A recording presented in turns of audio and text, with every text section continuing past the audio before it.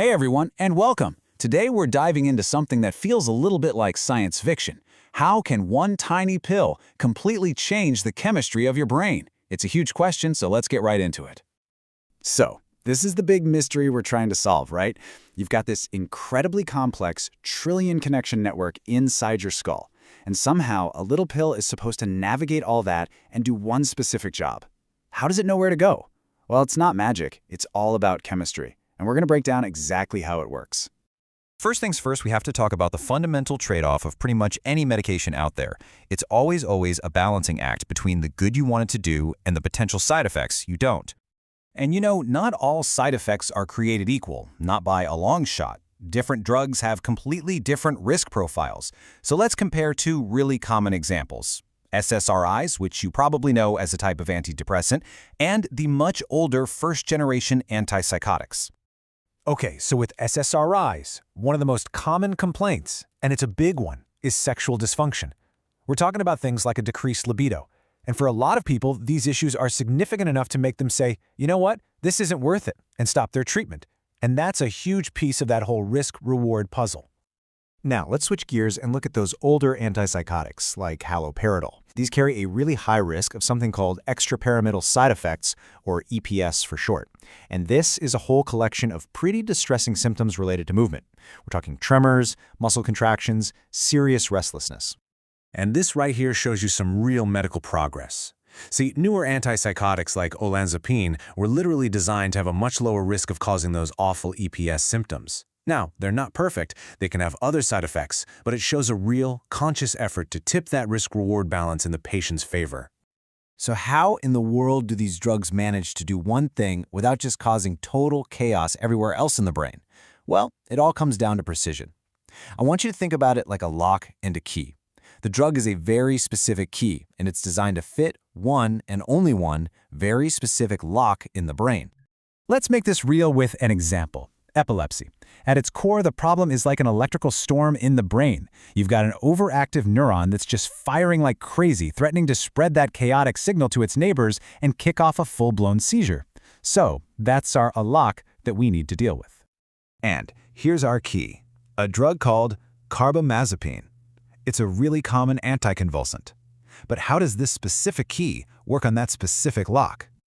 So here's the really elegant part. Carbamazepine zeroes in on that overactive neuron. It finds these little molecular doorways on its surface called sodium channels, and it basically blocks them up. By plugging those channels, it calms the neuron down, it stabilizes it, making it way less likely to fire uncontrollably. The seizure gets stopped in its tracks. The point is, this isn't a random shotgun approach. It's a super targeted, precise intervention. And that brings us to our third big idea today. Medical precision. This is all about knowing exactly what the biological problem is so you can pick the perfect chemical tool to fix it. It's about having the right tool for the job.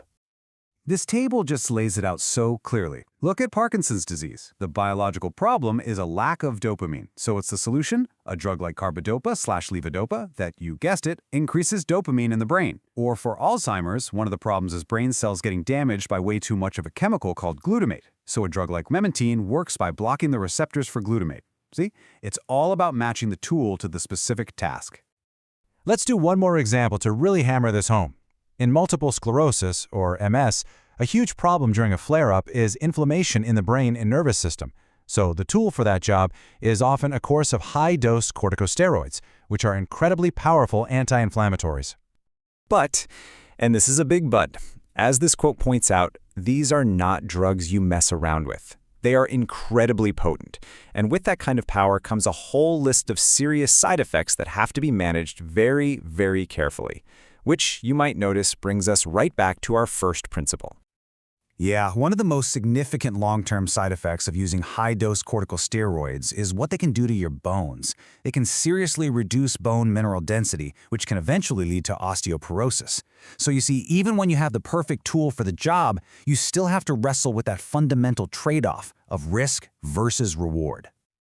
Okay, so let's zoom out and put it all together. What have we really learned here? I think we can boil it all down to three simple, easy-to-remember principles for understanding how these medications actually work. Okay, here they are. Number one, the balancing act. Every single drug is a trade-off between the good it does and the side effects it might cause. Number 2, the lock and key. Drugs aren't random. They are highly specific keys designed to fit very particular biological locks. And number 3, the right tool for the job. The whole goal of effective treatment is to correctly identify the problem and then choose the exact right drug to fix it. And all of this leaves us with a really exciting final thought to chew on.